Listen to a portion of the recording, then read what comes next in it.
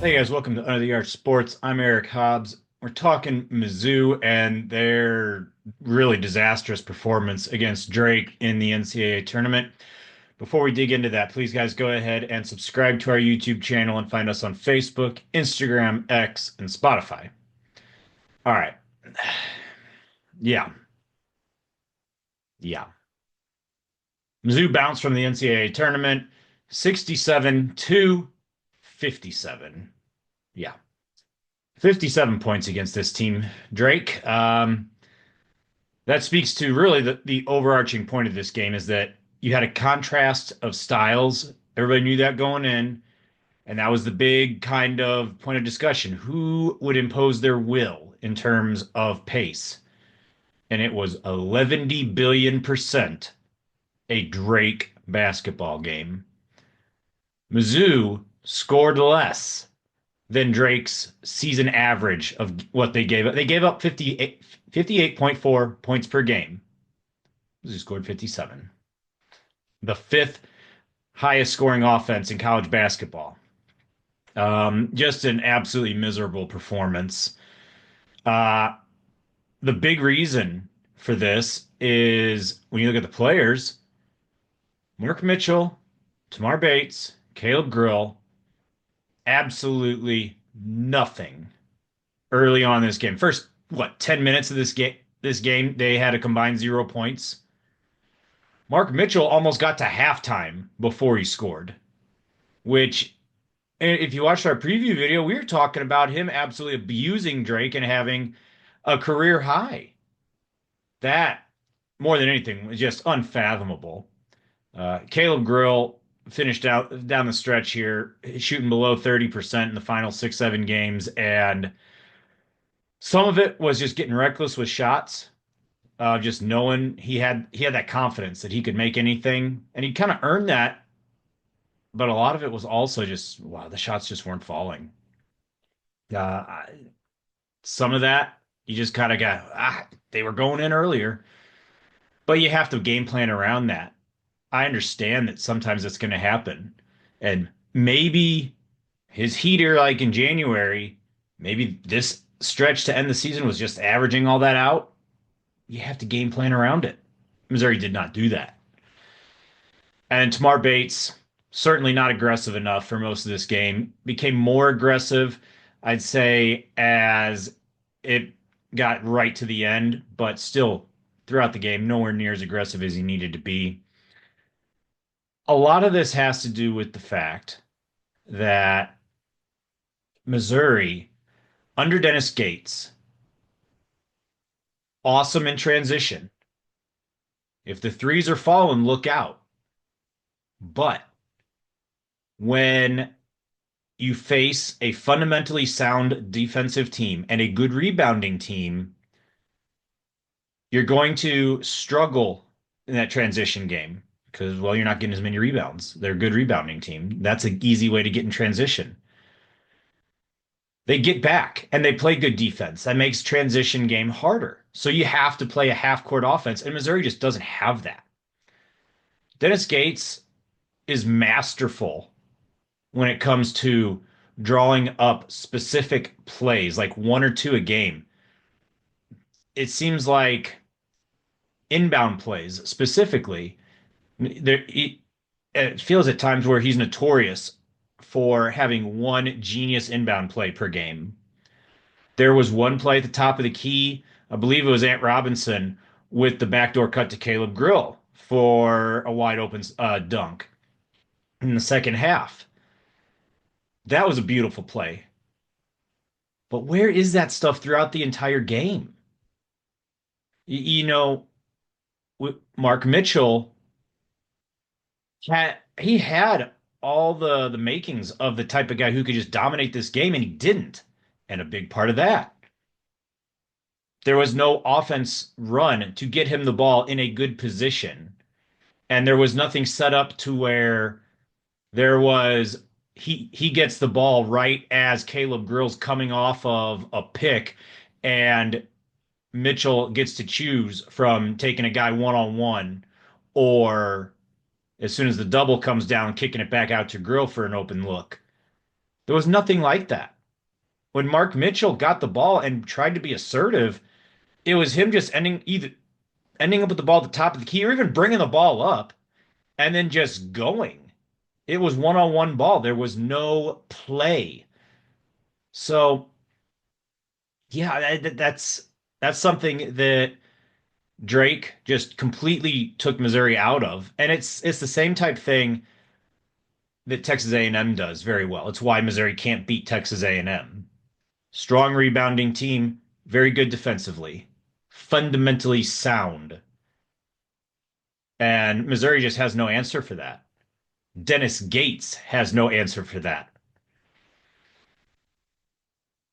I was really disappointed to see the panic down the stretch. Missouri got within what, a point? Mark Mitchell missed a free throw that could have tied the game. He hit one or two when they were down two. And that was a bummer, and I think it rattled the team more than it should have. The team was shooting outstanding. They shot what? I'm looking at this 23 out of 26, 88.5% as a team from the free throw line. That's outstanding. Free throw line is the only reason this game was competitive. Missouri shot that, and Drake was an even 50%, 12 out of 24. Should have been a blowout if Drake could hit free throws. But anyway, I say all this to say that they got within one, and then everything just unraveled. It was like possession after possession of trying to play hero ball, and then as soon as Missouri did not score, it was like they had an empty possession, and it shell shocked them. And then Drake scored, and then they didn't score again, and it was sheer panic. And for a team with a lot of experience, you have Grill, Perkins, Bates, Josh Gray. And yes, they weren't all out there at the same time, but a lot of veterans on this team. No poise. They got to within 1 point and then it just all fell apart. And it's mind-numbing that they were that rattled, but it's even more just baffling because they got so rattled when they were the ones on a run. Missouri had a 10-0 run, and yes, it was at the free throw line, and so it was methodical. But they'd closed the gap, and they were kind of imposing their will through physicality finally and getting to the line. And it didn't matter. As soon as one thing went wrong, it all fell apart. And that's bad coaching. That's a lack of resilience from the players. And at the end of the day, that is a reflection on the coaching. You know, talked about the lack of half court offense and the lack of poise. This game, 100% gets hung around Dennis Gates' neck. There is a style of basketball that he cannot handle the way his approach to games currently exists. If you play fundamentally sound defense, grind it out, and take away transition basketball as Drake does, as Texas A&M does, he has no answer. You look at 2 years ago, Missouri beat Utah State in the first round of the NCAA tournament, and then, oh my gosh, they're playing the 15 Princeton. Holy crap. How lucky can they be? Well, same thing.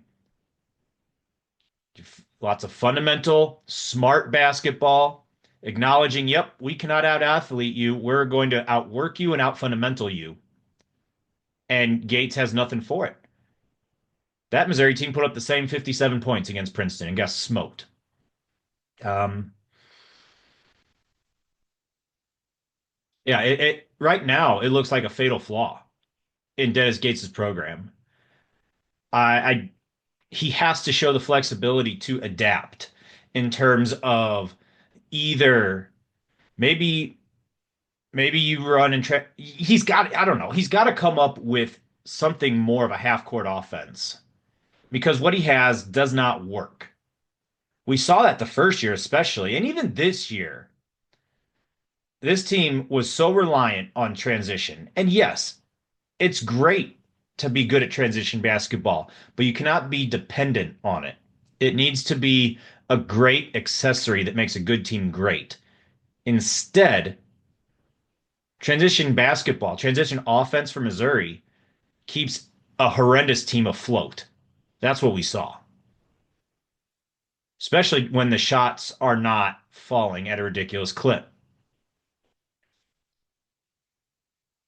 This is a big part of why Missouri shot terribly is because they did not have this half court offense. Drake played good defense, and Missouri was left trying to play one on one and just throw up random stuff. And so they were left shooting 33% from the floor, one third, 15 out of 45 from the floor, 4 out of 16 from three. They made 23 free throws. They made 15 field goals.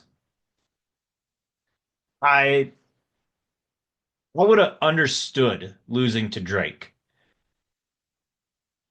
I do not understand 23 points in a half. Your three of your four biggest offensive threats doing nothing for 10 minutes. I don't understand how when the referees were letting them play, honestly, the fouls were even 20 to 20. I don't get that. I understand Missouri fouled a few times late in the game to extend it, but how this team that's supposed to be so athletic and so physical only drew 20 fouls. That should not have happened.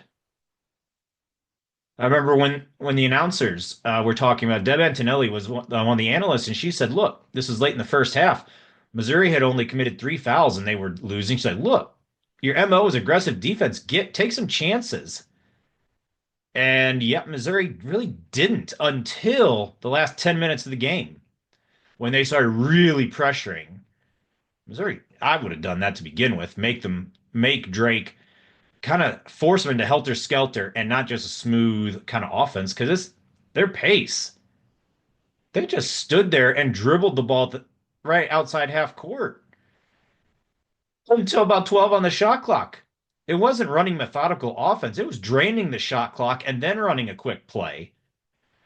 It truly was just shortening the game for the sake of shortening the game and admitting we're not as athletic, we're not as talented. I've never seen anything quite like what Drake did, and Missouri had no answer for it. They were totally frustrated by it. Um, I don't know. Right now, this program it feels like it's at a place of transition. I know every year is its own year, and there's no such thing as program building in college basketball anymore due to the transfer portal. But because of what you're losing due to just exhausted eligibility, this program's at a crossroads. Dennis Gates has to absolutely hit on multiple players in the transfer portal, or this team is going to go 5-13 in the SEC, and stumble its way to the NIT or whatever nonsense postseason tournament no one pays attention to, and then year four, if that's what Gates is doing, we're talking about his job security for real. Because right now, he's got clear flaws as a head coach.